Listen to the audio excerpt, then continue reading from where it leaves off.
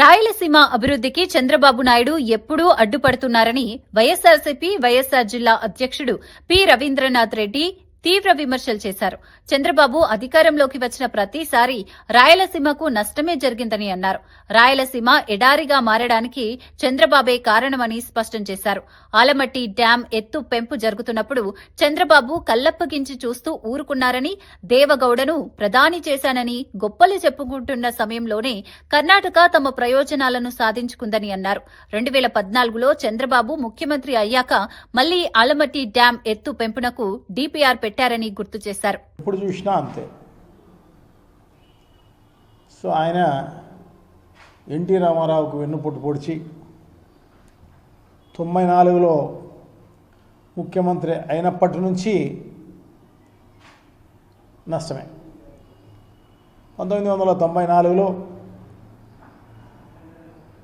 దీనికి సంబంధించి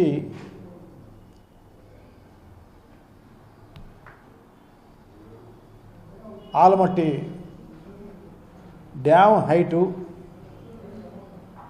అప్పుడున్నది మామూలు ఆనకట్ట 17.82 టీఎంసీలు మాత్రమే అప్పుడున్న ఆనకట్ట హైటు. సో దాన్ని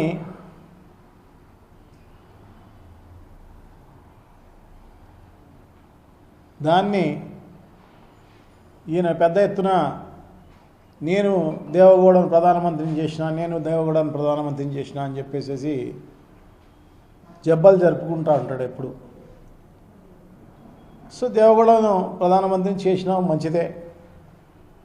దేవగౌడను ప్రధానమంత్రిని చేసింది ఏమైందంటే, ఆయన ప్రధానమంత్రిగా ఉండగానే ఈ ఆలమట్టి డ్యాము హైటును ప్రపంచ బ్యాంకుతో రుణం మంజూరు చేయించుకొని 519.6 మీటర్లకు పెంచింది ఆ టైంలోనే.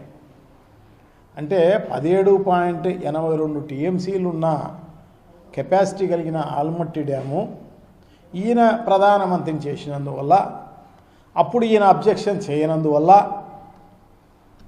దేవగౌడ గారు ప్రపంచ బ్యాంకు రుణం తెచ్చుకొని దాని హైట్ పెంచి అది 129.72 టీఎంసీలకు చేర్చడం జరిగింది. 17.82 టీఎంసీలు ఉన్న కెపాసిటీని 129.78 టీఎంసీలకు చేరడం జరిగింది. అది మన చంద్రబాబు నాయుడు గారి ఆయన ముఖ్యమంత్రిగా ఉన్నప్పుడు మనకు జరిగిన నష్టం. మళ్ళీ 2014కు సంబంధించి కూడా, ఎందుకంటే ఆయన దాదాపు 10 ఏళ్ళు ఉన్నాడు. 94 నుంచి 2004 వరకు కూడా ఆయనే ముఖ్యమంత్రిగా కొనసాగడం జరిగింది. అంటే దానికి వివిధ కారణాల వల్ల ఆయన రెండోసారి ముఖ్యమంత్రి కూడా కావడం జరిగింది అన్నమాట. సో వాజ్పేయి కావచ్చు, ఇంకొకరు కావచ్చు, ఆ రకంగా ఆయన రెండోసారి కూడా ముఖ్యమంత్రి కావడం జరిగింది. 2014లో మళ్ళా ముఖ్యమంత్రి కావడం జరిగింది. 2014లో ముఖ్యమంత్రి అయినప్పుడు అప్పుడు ఈ ఆలమట్టి డ్యామ్ హైటును పెంచాలా అని చెప్పి ఇది 129.72 టీఎంసీల కెపాసిటీ ఉన్నదాన్ని 279.72 టీఎంసీలకు పెంచాలి అని చెప్పేసి అది 519.6 అడుగుల ఎత్తు నుంచి 524.6 మీటర్ల హైటుకు పెంచేదానికి అప్పుడే డిపిఆర్ మొదలు పెట్టడం జరిగింది అన్నమాట. డిపిఆర్ చేసేదానికి టెండర్ పిలవడం జరిగింది. సో అప్పుడు కూడా చంద్రబాబు నాయుడు గారు అబ్జెక్షన్ చేసిన పరిస్థితి లేదు. ప్రతిపక్షాలను తీసుకుపోయో, లేకుంటే కేంద్ర ప్రభుత్వానికి చెప్పో, లేకుంటే ఇంకొకరికి చెప్పో, ఎక్కడో ఒకసాట దానికి అడ్డుకట్ట వేసే కార్యక్రమం చేయాలి, ఆందోళనలు చేసే కార్యక్రమం చేయాలి. కానీ మన ఆంధ్రప్రదేశ్లో ఏదైనా మేలు జరుగుతుంది అనుకోండి, వేరే వాళ్ళు ఎవరన్నా రాజశేఖర రెడ్డి గారు మేలు చేసినప్పుడో, లేకుంటే ఇదే డ్యామ్కు సంబంధించి 44,000 క్యూసిక్కులకు పెంచే కార్యక్రమంలో భాగంగా ఆయన పోతిరెడ్డి బాడీ హెడ్ రెగ్యులేటర్ కార్యక్రమంలో ఆయన అది చేస్తే తెలంగాణ నుంచి పిల్లేపిస్తాడు టీడీపీ వాళ్ళతో. ఆంధ్రప్రదేశ్లో టీడీపీ తెలంగాణతో పిల్లేపించే కార్యక్రమం చేస్తాడు. కింద విజయవాడకు సంబంధించిన నాయకులతోటి అరిపించే కార్యక్రమం చేస్తాడు, ధర్నాలు చేయించే కార్యక్రమం చేస్తాడు, ఇవన్నీ చేస్తాడు. రాజశేఖర రెడ్డి గారు చేసినప్పుడు జగన్మోహన్ రెడ్డి గారు లిఫ్ట్ పెడితే దానికి కూడా పిల్లేపించే కార్యక్రమం చేస్తాడు తెలంగాణ వాళ్ళతోటి, టీడీపీ వాళ్ళతోనే, టీడీపీ వాళ్ళ కార్యకర్తలతోనే. కానీ కర్ణాటక కానీ మహారాష్ట్ర కానీ ఒరిస్సా కానీ ఇటువంటి పనులు చేసినారనుకోండి మన చంద్రబాబు నాయుడు గారు పట్టించుకోరు. ఎందుకంటే ఇక్కడ ఆంధ్ర రాష్ట్రానికి నష్టం చేయాలన్నదే ఆయన ఉద్దేశం. ఆయన ముఖ్యమంత్రిగా అయింది ఎందుకు? నష్టం చేసేదానికి అన్నమాట. పాలన చేసి ఈ రాష్ట్రాన్ని అభివృద్ధి చేసే కార్యక్రమమో, ఈ రాష్ట్రానికి ప్రజలకు మేలు చేసే కార్యక్రమమో చేయడం అన్నమాట. సో 2014లో డిపిఆర్ తయారైంది. దాని అంచనాల మేరకే 87,818 కోట్ల రూపాయలు భూసేకరణకైతేనేమి, దాని తర్వాత పునరావాస కల్పనకైతేనేమి. సో దీనికోసము గ్రీన్ సిగ్నల్ ఇప్పుడు ఇవ్వడం జరిగింది. అప్పుడు డిపిఆర్కు టెండర్ పిలిస్తే అది ఈ రోజుకు మళ్ళీ చంద్రబాబు గారు ముఖ్యమంత్రిగా ఉండగా మళ్ళా అది ఇప్పుడు గ్రీన్ సిగ్నల్ ఇచ్చే కార్యక్రమం జరుగుతుందన్నమాట. సో దీనివల్ల ఏమవుతుంది? 129.72 టీఎంసీల కెపాసిటీ కలిగిన ఆల్మట్టి డ్యాము ఇప్పుడు ఉన్నది. సో అది 279.72 టీఎంసీలకు చేరుకుంటుంది. అంటే 150 టీఎంసీలు కెపాసిటీ పెంచే కార్యక్రమం చేస్తున్నా కూడా కర్ణాటక ప్రభుత్వం దానిపైన ఏమాత్రం చర్యలు లేవు, ఏమాత్రం దాని గురించి పట్టించుకున్న పరిస్థితి లేదు. తెలంగాణ, దాని తర్వాత మహారాష్ట్ర ఇవి సుప్రీంకోర్టులో అన్న సవాల్ చేయడం జరిగింది దీనిపైన.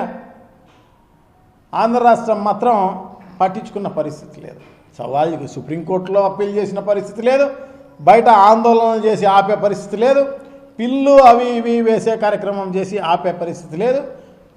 ఎన్జిటి కానీ ఇంకో చోట కానీ దానిపైన అబ్జెక్షన్ చెప్పే పరిస్థితి అంతకన్నా లేదన్నమాట.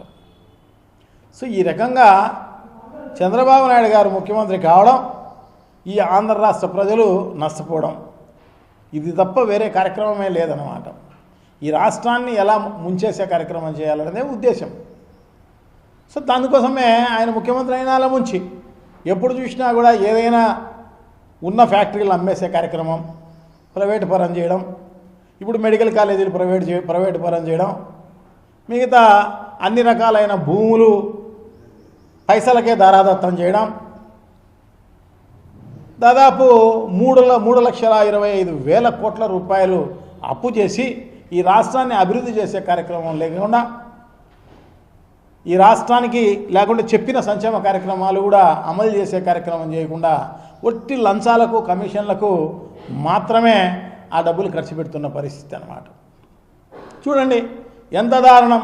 ఈ రాష్ట్రం దివాలా తీపించే కార్యక్రమం చేసే కార్యక్రమంలో భాగంగానే చంద్రబాబు నాయుడు గారు ఈ రకంగా చేస్తున్నారని చెప్పేసి నేనైతే గట్టిగా భావిస్తానా, ప్రజలు కూడా అదే భావిస్తున్నారు అన్నమాట. సో తప్పకుండా బుద్ధి చెప్పే రోజు తప్పకుండా వచ్చే కార్యక్రమం ప్రజలు ఇవన్నీ కూడా గమనిస్తూనే ఉన్నారు. సో డెఫినెట్గా ప్రజలు బుద్ధి చెప్పే కార్యక్రమం చేస్తారని చెప్పేసి నేనైతే భావిస్తా. ఎందుకంటే ఇప్పుడు కర్ణాటకలో ఈ రకంగా 150 టీఎంసీల కెపాసిటీ ఆల్మట్టి డ్యామ్ పెంచగలిగితే నారాయణపూర్ డ్యామ్ కూడా పెంచే కార్యక్రమం జరుగుతోంది. దానికి కూడా డిపిఆర్ అయిపోయింది, దానికి కూడా తొందరలోనే పిలిచే కార్యక్రమం జరుగుతుంది. అయినా కూడా ఏమీ ఇబ్బంది ఇది చేసే కార్యక్రమం లేదు. సో అదే కాకోకుండా దానివల్ల దాదాపు, ఎందుకంటే 2 రాష్ట్రాలకు సంబంధించి తెలంగాణకు ఆంధ్ర రాష్ట్రానికి 811 టీఎంసీలు నికర జలాలు ఉన్నాయి. దీంట్లో దాదాపు 450 టీఎంసీలు పైనుంచి వచ్చే కార్యక్రమం జరుగుతుందన్నమాట. కర్ణాటక కానీ మహారాష్ట్ర కానీ మిగతా ఇక్కడ క్యాచ్మెంట్ ఏరియాలో ఈ మిగతా ఉండే కార్యక్రమం జరుగుతుందన్నమాట. సో ఇప్పుడు ఆ 450 టీఎంసీలకు సంబంధించి క్వశ్చన్ మార్క్ అనమాట. అక్కడ నుంచి ఒక చుక్క నీళ్ళు వచ్చే అవకాశమే లేదు. ఇప్పటికే దాదాపు 130 రోజులు 140 రోజులు ఉన్న వరద రోజులు సంవత్సరానికి ఇప్పుడు దాదాపు 40 రోజులకు 30 రోజులకు పడిపోయిన పరిస్థితి అనమాట. సో అది కూడా ఉండే అవకాశము నాకైతే అనిపించడం లేదు. అది కూడా ఉండే అవకాశమే లేదు. ఇది పూర్తి అయిపోతే అది కూడా ఉండే అవకాశం లేదు. ఇప్పటికైనా ఈ ప్రభుత్వం మేల్కొనాల్సిన అవసరం తప్పకుండా ఉంది. లేకుంటే ప్రజలైనా మేల్కొనాల్సిన అవసరం తప్పకుండా ఉంది. పెద్ద ఎత్తున ఉద్యమాలు తీసుకొచ్చి కేంద్ర ప్రభుత్వం తీసుకొచ్చి లేకుంటే కోర్టులలో సుప్రీంకోర్టులో అయితేనేమి ఎన్జిటీలలో అయితేనేమి ఇక్కడంతా కూడా కంప్లైంట్లు ఇప్పించే కార్యక్రమం చేసి ఇవన్నీ కూడా చేయగలిగితేనే ఇది ఆగే అవకాశం ఉంటుంది తప్ప లేకుంటే ఆగే అవకాశమే లేదు అని చెప్పి తెలియజేసుకుంటున్నాను అన్నమాట.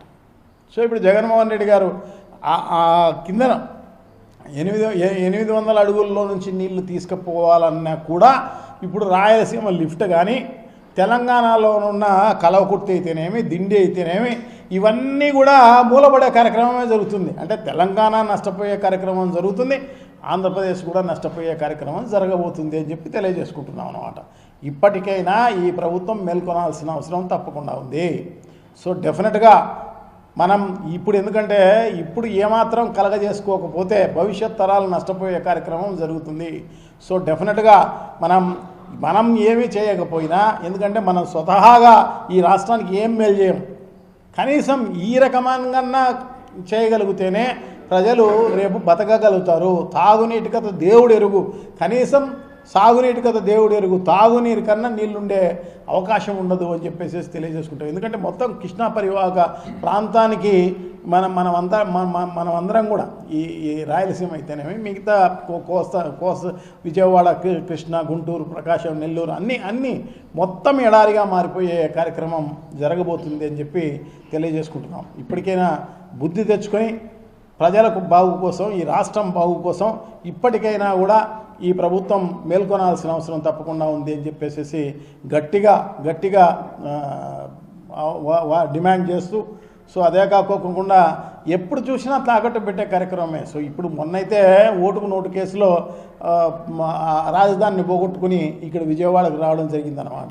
సో ఆ ఓటుకు నోటు కేసుకు సంబంధించి ఇప్పుడు మనం ఈ రాయలసీమ లిఫ్ట్ త్యాగం ఎందుకంటే రేవంత్ రెడ్డితో మాట్లాడుకుని రాయలసీమ లిఫ్ట్ త్యాగం చేసింది ఎందుకంటే ఈ ఫోరెన్సిక్ ల్యాబ్లో అవన్నీ కూడా మొత్తం తగలబెట్టే కార్యక్రమం చెయ్యి, నువ్వు దాంట్లో విక్టిమ్గా ఉన్నావు, నేను కూడా ఉన్నాను, సో ఇద్దరం తప్పించుకుందామని చెప్పేసి మాట్లాడుకుని దానివల్ల రాయలసీమ జనాలతో, రాయలసీమ ప్రజలతోటి పనంగా పెట్టే కార్యక్రమం చేసిన చంద్రబాబు నాయుడు గారిని చరిత్ర క్షమించదు, చరిత్రహీనుడుగా మిగిలిపోయే కార్యక్రమం జరుగుతుంది.